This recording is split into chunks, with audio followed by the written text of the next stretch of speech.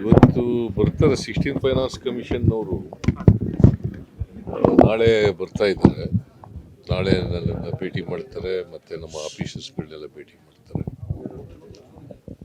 ನಾವು ಅವರಿಗೆ 16 ಫೈನಾನ್ಸ್ ಕಮಿಷನ್ನಲ್ಲಿ ಚೇರ್ಮನ್ರಿಗೆ 15ನೇ ಹಣಕಾಸಿನ ಆಯೋಗದಲ್ಲಿ ಏನೇನು ಅನ್ಯಾಯಗಳಾಗಿದ್ದಾವೆ, ಕರ್ನಾಟಕ ಮೋಸ್ಟ್ ಸಫರ್ಡ್ ಸ್ಟೇಟ್ ಅಂತ ಅವ್ರಿಗೆ ನಾವು ಒತ್ತಿ ಹೇಳ್ತಕ್ಕಂಥ ಕೆಲಸವನ್ನು ಮಾಡ್ತೇವೆ. ಮತ್ತು ಡೆವಲ್ಯೂಷನ್ನಲ್ಲಿ ಹೆಚ್ಚು ಕೊಡಬೇಕು ಅಂತಕ್ಕಂಥದ್ದು ಒತ್ತಾಯ ಮಾಡ್ತೀವಿ. ಯಾಕಂದರೆ ಈಗ 41% ಕೊಟ್ಟಿದ್ದಾರೆ, ಕನಿಷ್ಠ 50% ಕೊಡಬೇಕು ಅಂತ ಒತ್ತಾಯ ಮಾಡ್ತಾಯಿದ್ದೀವಿ. 50% ಒಟ್ಟು ಟ್ಯಾಕ್ಸ್ ಡೆವಲ್ಯೂಷನ್ನಲ್ಲಿ 50% ರಾಜ್ಯಗಳಿಗೆ ಅಂತ ಒತ್ತಾಯ ಮಾಡ್ತಕ್ಕಂಥದ್ದು. ಜೊತೆಗೆ ಸೆಸ್ಸು ಮತ್ತು ಸರ್ಚಾರ್ಜ್ ಅದನ್ನು ಅವರೇ ವಸೂಲು ಮಾಡಿ ಇಟ್ಕೋತಾರೆ. ಅದರಲ್ಲಿ ರಾಜ್ಯಗಳಿಗೂ ಕೂಡ ಪಾಲು ಕೊಡಬೇಕು ಅಂತಕ್ಕಂಥ ಒತ್ತಾಯವನ್ನು ಮಾಡ್ತೀವಿ. ಬಿಕಾಸ್ ಈಗ ಸೆಸ್ಸು ಸರ್ಚಾರ್ಜು ಜಾಸ್ತಿ ಆಗ್ತಾ ಇದೆ, ಡೆವಲ್ಯೂಷನ್ಗೆ ಟ್ಯಾಕ್ಸು ಕಡಿಮೆ ಆಗ್ತಾ ಇದೆ. ಅದಕ್ಕೋಸ್ಕರ ಅದನ್ನು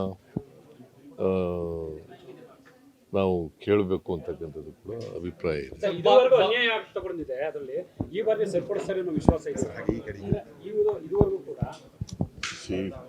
ಫೈನಾನ್ಸ್ ಕಮಿಷನ್ನು ಅದು ಕಾನ್ಸ್ಟಿಟ್ಯೂಷನಲ್ ಬಾಡಿ, ಯಾವಾಗಲೂ ಕೂಡ ವಿಶ್ವಾಸ ಇದ್ದೇ ಇರ್ತದೆ.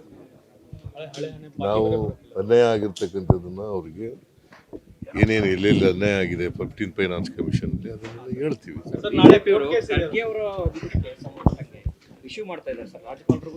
ನೋಡಿ, ಅದು ಕಾನೂನು ಪ್ರಕಾರ ಮಾಡಿದ್ದೀವಿ. ಅವ್ರಿಗೆ ಟ್ರಸ್ಟಿಗೆ 5 ಎಕರೆ ಜಮೀನು ಕೊಟ್ಟಿದ್ದೀವಿ, ದುಡ್ಡು ತಗೊಂಡು ಕೊಟ್ಟಿದ್ದೀವಿ. ಗೊತ್ತಾಯ್ತಾ? ಅದು ಕಾನೂನು ಪ್ರಕಾರ ಮಾಡಿರೋದ್ರಿಂದ ಅದನ್ನು ಇಶ್ಯೂ ಮಾಡಬೇಕಾದಂಥ ಅಗತ್ಯ ಇಲ್ಲ.